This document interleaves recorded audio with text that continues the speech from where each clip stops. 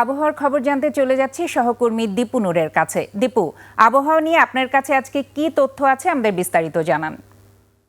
ধন্যবাদ আখি আপনাকে। দর্শক, আজ আবহাওয়া অধিদপ্তরের দেয়া তথ্য মতে আবহাওয়া অফিস জানিয়েছে ঢাকা, চট্টগ্রাম, ময়মনসিংহ, খুলনা বিভাগের কিছু কিছু এলাকা, সেই সাথে সারা দেশের কোথাও কোথাও কিন্তু হালকা থেকে মাঝারি কিংবা বজ্রসহ বৃষ্টিপাত হতে পারে। সেই সাথে কিন্তু অস্থায়ীভাবে দমকা হাওয়া বয়ে যাওয়ার একটি সম্ভাবনা রয়েছে বলে জানিয়েছে আবহাওয়া অফিস।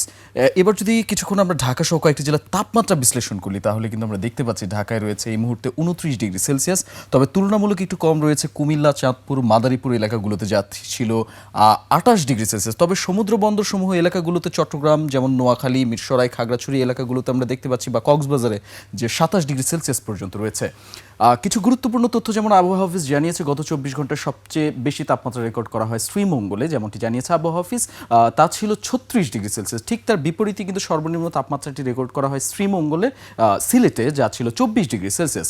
এছাড়া আবহাওয়া অধিদপ্তরের দেওয়া তথ্য মতো সবচেয়ে বেশি গত 24 ঘন্টায় বৃষ্টিপাত রেকর্ড করা হয়েছে টেকনাফে, যা ছিল 49 মিলিমিটার পর্যন্ত।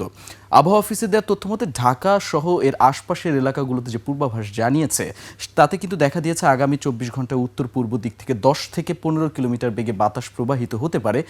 সেই সাথে ঢাকার যে বাতাসের আপেক্ষিক আর্দ্রতা রয়েছে তা কিন্তু শতকরা প্রায় 82% বলে জানিয়েছে আবহাওয়া অফিস।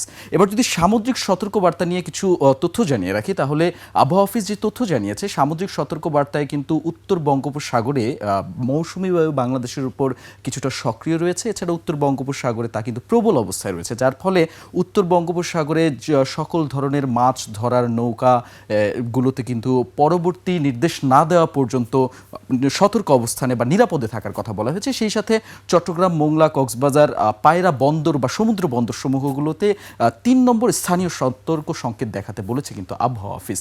এছাড়া আরও কিছু যদি তথ্য জানিয়ে রাখি তাহলে আগামীকাল সূর্যোদয় হবে ভোর 5টা 23 মিনিটে। এছাড়া বিপরীতে কিন্তু সূর্যাস্ত হবে সন্ধ্যা 6টা 44 মিনিটে। সবকিছু মিলিয়ে এই ছিল আজকের মতো আমার কাছে আবহাওয়া নিয়ে তথ্য। ফিরে যাচ্ছি স্টুডিওতে আখির কাছে। আখি। দীপু, আপনাকে অনেক ধন্যবাদ।